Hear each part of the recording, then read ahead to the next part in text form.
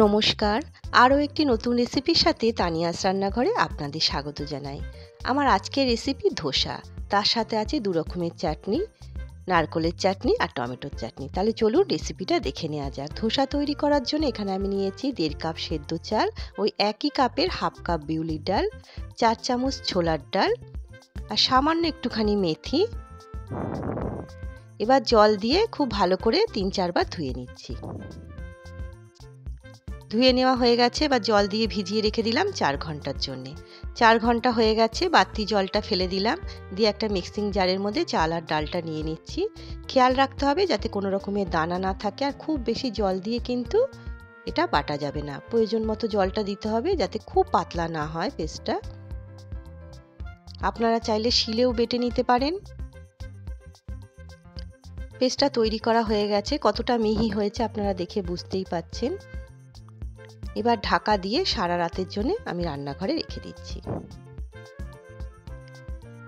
সকাল হয়ে গেছে, একটা চাটনি তৈরি করব। তার জন্য একটা মিক্সিং বোলের মধ্যে কিছু নারকোল কেটে নিলাম, ধনেপাতা দিলাম কিছু, 2 টুকরো আদা দিচ্ছি, 2 কোয়া রসুন, 5টা কাঁচা লঙ্কা,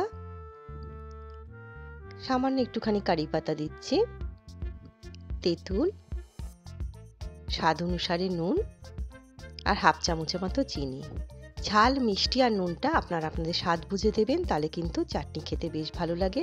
সামান্য একটুখানি জল দিয়ে একটা মিহি পেস্ট তৈরি করে নিতে হবে। পেস্টটা তৈরি করা হয়ে গেছে, এবার আমি একটা বাটিতে ঢেলে নিচ্ছি।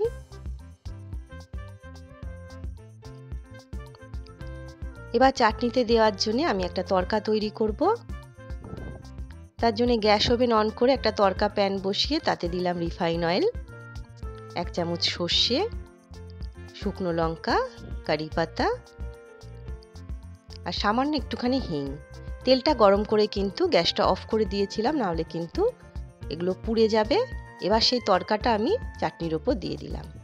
তৈরি হয়ে গেল নারকোল আর ধনেপাতার চাটনি। এটা কিন্তু ইডলি ধোসার সঙ্গে খেতে বেশ ভালো লাগে। দেখুন কতটা সুন্দর হয়েছে। এবার টমেটো চাটনি করব। তার জন্য একটা মিক্সিং বোলে কয়েকটা শুকনো লঙ্কা নিলাম, 3টে পেঁয়াজ, 15 কোয়া মতো রসুন, 3টে টমেটো আমি কেটে নিয়েছি সেটা দিলাম, সামান্য একটুখানি আদা দিচ্ছি, অল্প একটুখানি জল, তেঁতুল। এবার মিক্সিতে একটা পেস্ট তৈরি করে নিতে হবে। পেস্টটা তৈরি করা হয়ে গেছে, দেখুন ঠিক এরকম এসছে। কালারটা কিন্তু খুব সুন্দর হয়েছে। এবার একটা তড়কা তৈরি করব। গ্যাস ওভেন অন করে একটা ফ্রাই প্যান বসিয়ে তাতে রিফাইন অয়েল দিলাম, হাফ চামচ সর্ষে, সামান্য একটুখানি বিউলির ডাল, কারি পাতা আর দিচ্ছি হিং। অল্প একটুখানি ভেজে নিচ্ছি। এবার যে পেস্টটা তৈরি করেছিলাম সেটা এর মধ্যে দিলাম, স্বাদ অনুসারে নুন,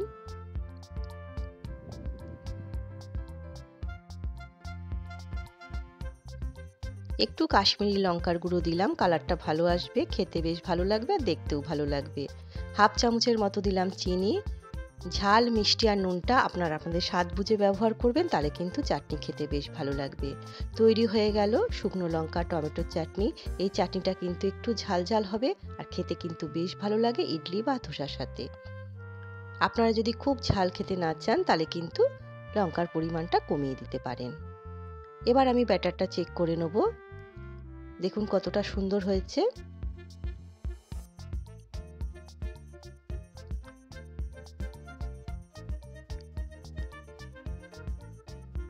এবার এর মধ্যে স্বাদ অনুসারে নুন দিলাম। আমি এখন অতটা ধোসা তৈরি করব না, আমি অর্ধেকটা ব্যাটার একটা বাটিতে তুলে নিয়েছি। এবার তার মধ্যে সামান্য একটুখানি জল দিয়ে ব্যাটারটা তৈরি করে নিলাম। গ্যাস ওভেন অন করে একটা ফ্রাই প্যান খুব ভালো মতো গরম করে সামান্য একটু তেল দিয়ে তেলটা পুছে নিলাম। এবার জলের ছেটা দিয়ে জলটা পুছে নেব। গ্যাসের ফ্লেম কিন্তু একদম হাইতে আছে।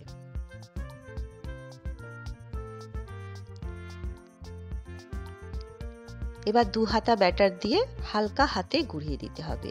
খুব হালকা হাতে কিন্তু ঘোরাবেন, নাহলে কিন্তু ব্যাটারটা এই হাতার সঙ্গে উঠে আসতে পারে। সেই দিকে খেয়াল রাখতে হবে। আর গ্যাসের ফ্লেম কিন্তু একদম হাইতে রাখবেন, তাহলে কিন্তু কাজটা করতে খুব সুবিধা হবে।